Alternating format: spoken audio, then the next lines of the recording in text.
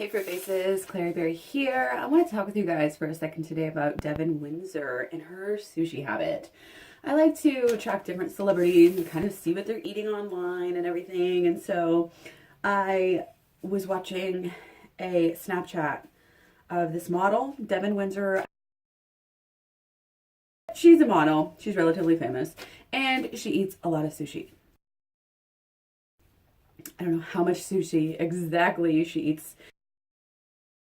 And we're talking sashimi, we're talking, she's always, and she'll take it and sear it, you know. And I just want to do a video about this. I just can't believe anybody still eats fish, and I think that I'm not attacking her. I made a lot of mistakes in my past on what I ate. I actually never really liked sushi, but you know, we all make mistakes and we do things before we learn about them. And you know, I think a lot of people say, oh, well, any sort of parasites and stuff that you might get, it's really rare. And they're like, well, if you go to good sushi places, they're okay. And the idea behind that is a really well-trained chef is going to be able to spot some of the parasites. And that is the case for like one type of parasite, but not all parasites are actually able to be seen. And even though the risk is relatively rare, the reason why the risk is so rare is that people don't eat a lot of sushi like outside of Japan and different, you know, different areas that are known for sushi. And that's why it's so rare. And if you look at the statistics in Japan, where they eat a lot more raw sushi, their prevalence of parasites is a lot more. And there's one in particular, anasakiasis,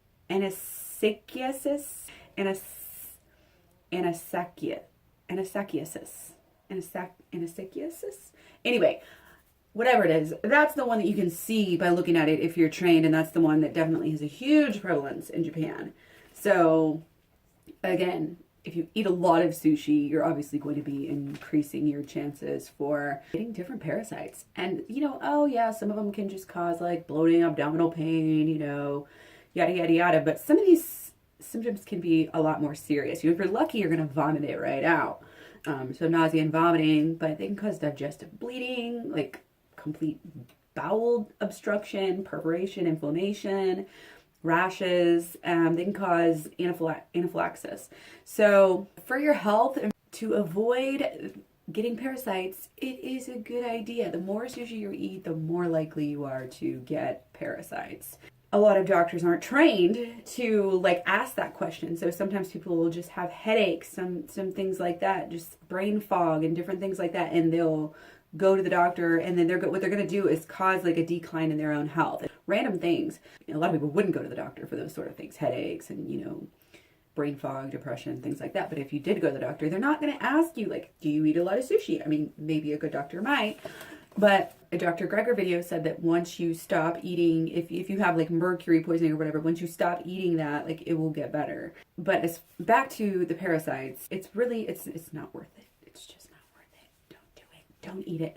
Carrying on with the health, you know, I talk a lot about health on this video. That's definitely not the only thing we're going to talk about, but there are a lot of other reasons, you know, why you don't want to be eating fish for your health, especially, you know, raw sushi. And you know, the bacteria, there's just so much bacteria. There's feces all everywhere. You know, you really don't know what's in the ocean these days. And when you look at nuclear radiation that's, you know, been leaking out into the Pacific, when you look at the level of PCBs and plastics that these animals are known to be ingesting, of course you're not going to find a little piece of plastic in your sushi because it's in the stomach or whatever. But that doesn't mean that microscopic little, you know, toxins and parts of the plastics aren't being broken down and put into the rest of the cells of the animal. I mean, you really just don't know, you know, how bad it is at this point, because they're not doing radiation testing. They're not doing, you know, PCBs and stuff like that. They're just not out there testing for this type of stuff.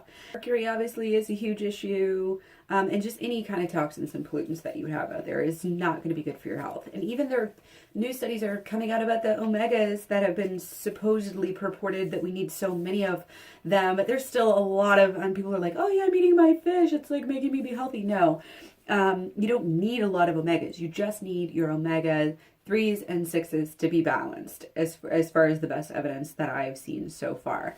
Again, there have been studies that show that we don't need a lot of omegas, and they're not as good as for heart health, and they can even be harmful.